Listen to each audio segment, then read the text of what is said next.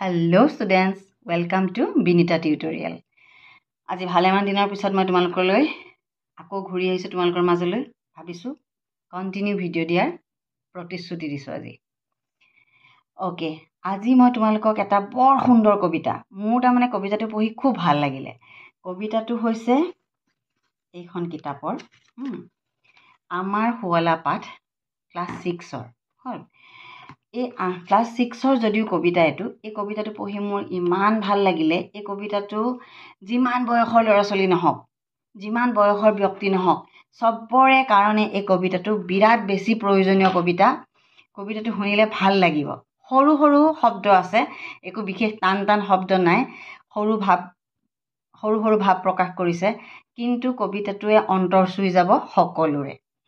এতিয়া শুনা। স্নেহৰ নিজৰা। আয়ে মোক খুৱাই বুৱাই নিতৌ কৰে মৰম, বিচনী লৈ বা দি থাকে লাগিলে মোৰ গৰম। পিতায়ে মোক কিতাপ দিয়ে পেহীয়ে পুতলা, দদাইদেৱে আনি দিয়ে ফুটুকীয়া চোলা। ককাই মোক মৰম কৰে আইতাই সাধু কয়, স্নেহৰ এখন সৰু নিজৰা আমাৰ ঘৰত বয়। দেখা পাইছা? এতিয়া আহা ছেকেণ্ড পেৰাগ্ৰাফটোলে। ডাঙৰ হলে আই পিতাক আমিও মৰম কৰিম, ককা আইতাক আদৰ কৰি আল পৈচান ধৰিম। জ্যেষ্ঠজনক শ্ৰদ্ধা ভক্তি নিতৌ আমি কৰিম, ওচৰ চুবুৰীয়াৰ বিপদ হলেও উবুৰি খাই পৰিম। স্নেহৰ সৰু নিজৰাখনি সমাজলৈ বব, চেনেহৰ এনাজৰী অটুট হৈ ৰব। ইমান সুন্দৰ কবিতা। কবিতাটোত প্ৰথম পেৰাগ্ৰাফটোত কি বুজালে? আমাক কেঁচুৱাৰ পৰা কোনে তুলি তালি খুৱাই বুৱাই ইমান বেছি আমাৰ লগত লাগে কোনে? মায়ে। হ'ল, মায়ে আমাৰ লগত বেলেগ ধৰণে লাগে। আমি আজি ডাঙৰ হৈছো এটা কাৰণে, মাৰ কাৰণে। মায়ে একদম মানে গাখীৰ খুওৱাৰ পৰা সৰু বাচ্চা এটাক গা পা ধুৱাই ভাত পানী বনাই সিজাই খুওৱাৰ পৰা মায়ে বাচ্চাৰ কাৰণে বহুত কিবা কিবি কৰে, হয়নে? তাৰপিছত বিচনী লৈ বা দি থাকে লাগিলে মোৰ গৰম। মায়ে ভাত খাবৰ সময়ত যদি ফেন নাথাকে তেতিয়া বিচনীখনেও বা দি দিয়ে, বিচি দিয়ে, হয়নে? পিতায়ে মোক কিতাপ দিয়ে পেহীয়ে পুতলা, দেউতাই, ইয়াতে পিতা মানে হৈছে দেউতা, দেউতাই আমাক প্ৰয়োজনীয় গোটেই বস্তুবিলাক আনি দিয়ে, হয়নে? ইয়াতে কিতাপ এটা উদাহৰণ, কিন্তু আমাৰ গোটেই জৰুৰী বস্তুখিনি নিডছখিনি কোনে পূৰণ কৰে? দেউতাই।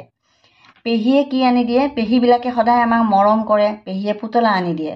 দদাইদেউ, ইয়াতে পেহী হৈছে দেউতাৰ ভণ্টি আৰু দদাইদেউ হৈছে দেউতাৰ ভায়েক। দদাইদেৱে আনি দিয়ে ফুটফুটীয়া চোলা, ফুটফুটীয়া চোলা ধুনীয়া ধুনীয়া ফ্ৰকছবিলাক আমাক কোনে আনি দিয়ে? খুৰাই আনি দিয়ে। ককাই মোক মৰম কৰে আইতাই সাধু কয়, ককা আইতা থাকিলে ল'ৰা ছোৱালীবিলাকক কিমান মৰম কৰে। ককাই ইফালে সিফালে ফুৰাবলৈ লৈ যায়, আইতাবিলাকে সাধু কৈ কৈ শুৱাই দিয়ে। স্নেহৰ এখন সৰু নিজৰা আমাৰ ঘৰত বয়। নিজৰা মিন্স কি? ওখ ঠাইৰ পৰা পানীৰ ক'তো বাধা নোপোৱাকৈ বৈ অহা পানীৰ খুঁটি। ঠিক তেনেকৈ আমাৰ ঘৰখনত ধুনীয়াকৈ মৰম একাদিক্ৰমে বৈ আহে, মানে ককা আইতাৰ পৰা মা দেউতাৰ পৰা খুৰা পেহীলৈকে আমাৰ সকলোৱে ঘৰখনত মিলি জুলি আমি থাকোঁ। তাৰপিছত ছেকেণ্ড পেৰাগ্ৰাফত কি দিছে চোৱা। ডাঙৰ হলে আই পিতাক আমিও মৰম কৰিম। মোৰ কথাটো হৈছে কি, এইফালৰ কথাখিনি আমি সৰুতে মাহঁতৰ পৰা মৰম লৈছোঁ, আমি ডাঙৰ হ'লে সেইখিনি আকৌ আমি মাহঁতক ককা আইতাহঁতক ঘূৰাই দিব লাগিব, মানে ৰিফ্লেকশ্যন হৈছে, বুজি পাইছা? এইখিনিত আমি লৈছোঁ, ইয়াত আমি ঘূৰাই দিছোঁ। এই কথাখিনি বৰ সুন্দৰ লাগিলে মোৰ। সেইকাৰণে ডাঙৰ হ'লে আই পিতাক আমিও মৰম কৰিম, ককা আইতাক আদৰ কৰি আল পৈচান ধৰিম। ককা আইতা যেতিয়া একদম বয়সীয়াল হৈ যাব তেতিয়া তেখেতসকল আমাক যেনেকৈ কেঁচুৱাতে মাহঁতে তলি তলি ডাঙৰ দীঘল কৰিছিলে, একদম চব কাম কৰি দিছিলে, যেতিয়া ককা আইতাহঁত আলৰ বুঢ়া হৈ যাব তেতিয়া আমি তেখেতসকলক অতি মৰমেৰে আলপৈচান ধৰিম। জ্যেষ্ঠজনক শ্ৰদ্ধা ভক্তি নিতৌ আমি কৰিম। এতিয়া মা দেউতা ডাঙৰ হৈ আহিব, আমিও ডাঙৰ হৈ যাম, তেতিয়া মা দেউতা বুঢ়া হ'ব, ককা আইতাটো আৰু বুঢ়া হ'ব, তেখেতসকলক আমি একো অপমান নকৰোঁ, খুব ধুনীয়াকৈ শ্ৰদ্ধা কৰিম, ভক্তি কৰিম। আমি একদম সদায় তেখেতসকলৰ ভালটো চিন্তা কৰিম, মৰম কৰিম। ওচৰ চুবুৰীয়াৰ বিপদ হ'লেও উবুৰি খাই পৰিম। আমি যেতিয়া ডাঙৰ হৈ যাম, আমাৰ ওচৰ চুবুৰীয়াৰ প্ৰতিও আমাৰ এটা দায়িত্ব আহিব। কাৰোবাৰ হঠাৎ ক'ৰবাত কিবা এটা বিপদ হ'ল, আমি দৌৰ মাৰি যাব লাগিব। আমি দৰজা মাৰি ভিতৰত সোমাই থাকিলে নহ'ব। আমি ডাঙৰ হৈ আমাৰ কৰ্তব্য কি তাৰমানে ইয়াত সেইটো দেখাইছে। ওচৰ চুবুৰীয়াৰ বিপদ হ'লেও উবুৰি খাই পৰিম মিনছ আমি লগে লগে সহায় কৰিবলৈ আগবাঢ়ি যাম। স্নেহৰ সৰু নিজৰাখনি সমাজলৈ বব। প্ৰথমতে আমি যেতিয়া সৰু আছিলোঁ তেতিয়া নিজৰাখনি মৰম চেনেহখিনি আমি ঘৰখনতে সীমাবদ্ধ দেখা পাইছিলোঁ। যেতিয়া আমি ডাঙৰ হ'ম, আমি আমাৰ কৰণীয়খিনি ঘৰখনৰ লগতে সমাজতো যে আমাৰ কিবা কৰণীয় আছে, আমাৰ নিজৰ মৰমখিনি আমি সমাজৰ মাজলৈও বিলাই দিম। ইয়াত সেইটো কথা বুজাইছে। চেনেহৰ এনাজৰী অটুট হৈ ৰ'ব। আমি যিমানে মানুহক মৰম বিলাম, মৰম চেনেহৰ মৰম আমি যিমানে বিলাম, সিমানে আমাৰ আটাইবিলাক মানুহৰ মাজত বান্ধোন, এনাজৰী মানে হৈছে এটা বান্ধোন, চেনেহৰ এনাজৰী মানে মৰমৰ বান্ধোনবিলাক কটকটীয়া হ'ব, অটুট হৈ ৰ'ব। বুজি পাইছা? ইয়াৰ মাজতে মই এটা কথা কৈ লওঁ। মোৰ ছোৱালীজনীক মই যেতিয়া পঢ়াই আছিলোঁ তেতিয়া তাই উবুৰি খাই পৰিম সেই শব্দটো মানে কিবা খোৱা বুলি ভাবিলে। বুজিছা? মোৰ মানে ইমান হাঁহি উঠিলে। কিছুমান কথাত একচুৱেলি কি হৈছে, যিবিলাক ল'ৰা ছোৱালী ইংলিছ মিডিয়ামৰ হয় সিহঁতি অসমীয়াৰ শব্দবিলাকৰ প্ৰকৃত বহুতো অৰ্থ বুজি নাপায়। ইয়াত উবুৰি খাই পৰা মানে কি বুজাইছে, মিনছ আমি প্ৰাণে প্ৰণে চেষ্টা কৰিম তেখেতসকলক সহায় কৰিবলৈ। সেইটো হৈছে উবুৰি খাই পৰা। মানে এনেকৈ কয় নাই, দদায়েকে তাইক একো হ'বলৈ নিদিয়ে, উবুৰি খাই পৰে।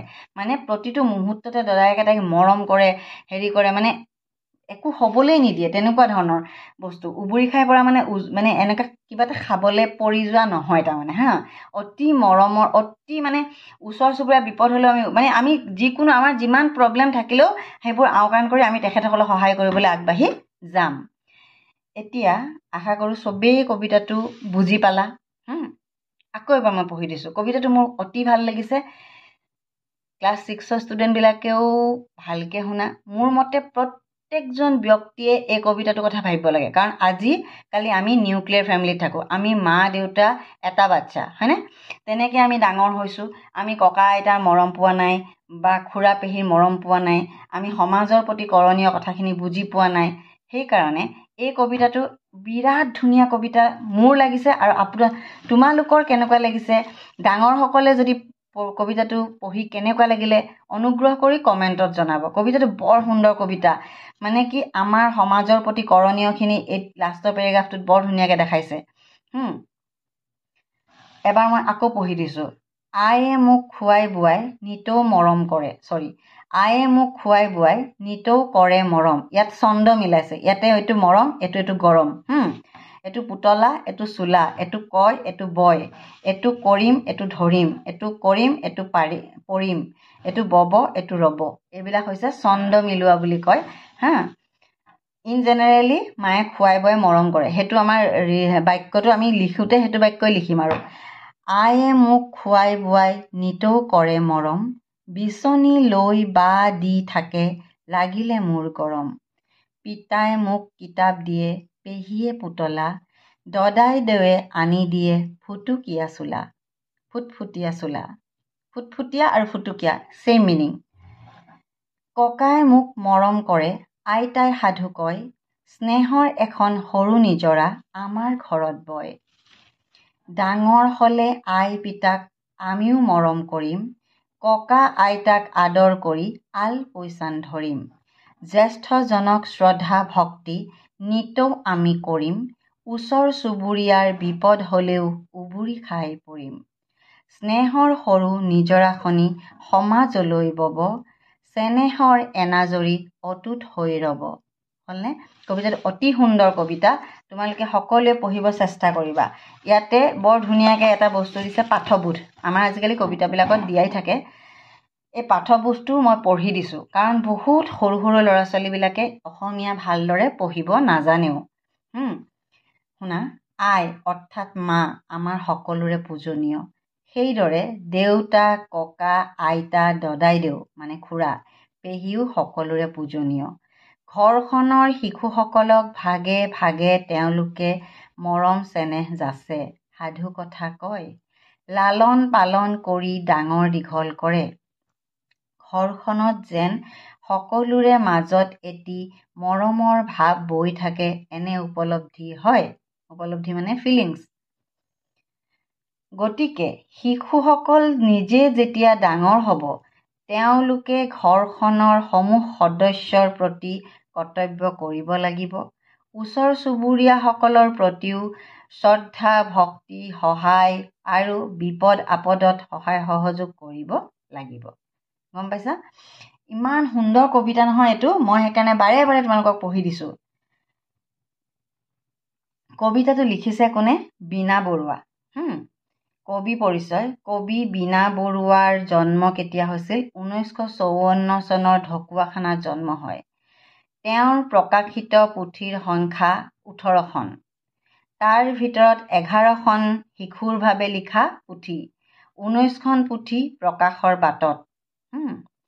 তেওঁ লাভ কৰা বঁটাসমূহ হ'ল অসম চৰকাৰৰ সাহিত্য বঁটা 2015 চনত, সৃষ্টিৰ পদাতিকৰ কাব্যশ্ৰী বঁটা, হিয়াৰ ৰামধেনুৰ শিশু সাহিত্য পাণ্ডুলিপি বঁটা আৰু অনন্ত বন বঁটা 2018 চনত পাইছে। এতিয়া কথাটো হ'ল কি, এই কবিতাটোত আমি কি শিকিলোঁ? এই কবিতাটো মই বাৰে বাৰে কোৱাৰ এটাই কথা আছে, আমি জন্ম হৈ ডাঙৰ হোৱাটো ইমান সহজ প্ৰচেছ নহয়। আমাৰ কিমান গা বেয়া হ'ব পাৰে, কিবা হ'ব পাৰে। আমি একদম জন্মৰ পৰা ডাঙৰ হৈছোঁ, তাত কিমান মানুহৰ অৱদান আছে, কিমান মানুহে আমাক কষ্ট কৰি ডাঙৰ কৰিছে।